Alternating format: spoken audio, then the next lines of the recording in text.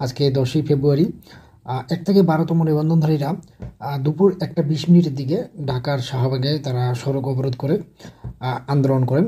তো এমত অবস্থায় শিক্ষক নিবন্ধনীরা ছত্রভঙ্গ হয় শাহবাগে, মানে পুলিশের লাঠিচার্জের কারণে।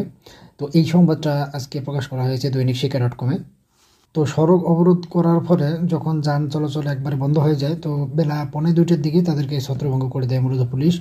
এর আগে গত শুক্রবার বিকেলে ঢাকা বিশ্ববিদ্যালয় সাংবাদিক সমিতির সভাকক্ষে এক সংবাদ সম্মেলনে লাগাতার কর্মসূচির ঘোষণা দেন এই 1 থেকে 12তম নিবন্ধনধারীরা।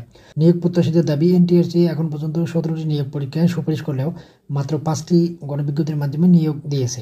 তাদের ভাষায় এতে প্রায় 12 থেকে 13 হাজার যোগ্য ব্যক্তি বৈষম্যের শিকার হয়েছে। তারা আরও দাবি করেন, বহু শিক্ষক নিবন্ধন সনদধারী একাধিকবার পরীক্ষায় পাশ করেও শিক্ষক পদে চাকরি সুপারিশ পাননি, অথচ কিছু লোক আবেদন ছাড়াই নিয়োগ পেয়েছেন। তারা বলেন 2021 সালের 8 অক্টোবর থেকে লাগাতার মানববন্ধন করে আসছেন তারা, কিন্তু এনটিআরসির আমলাতান্ত্রিক জটিলতার কারণে তাদেরকে নিয়োগ দেওয়া হয়নি। 1 থেকে 12তম নিবন্ধনধারীরা আরও জানান যে এর আগে গত বছরের 17 অক্টোবর ও 23 ডিসেম্বর প্রধান উপদেষ্টার কার্যালয় থেকে এক কর্মকর্তা আমাদের দ্রুত নিয়োগের আশ্বাস দিলেও তা বাস্তবায়ন হয়নি। আমলারা তার প্রতিশ্রুতি মানছেন না বলেও অভিযোগ তাদের। আন্দোলনকারীরা বলেন, শীঘ্রই নিয়োগ কার্যক্রম শুরু না হলে শাহবাগে লাগাতার কর্মসূচি শুরু হবে। আন্দোলনকারীদের অভিযোগের বিষয়ে এনটিআরসি আজ সোমবার কোনো বক্তব্য দেয়নি।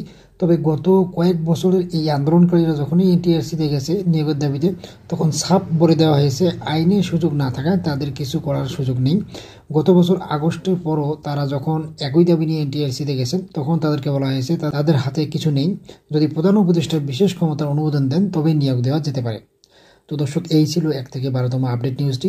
ধন্যবাদ সবাইকে, ভালো থাকবেন।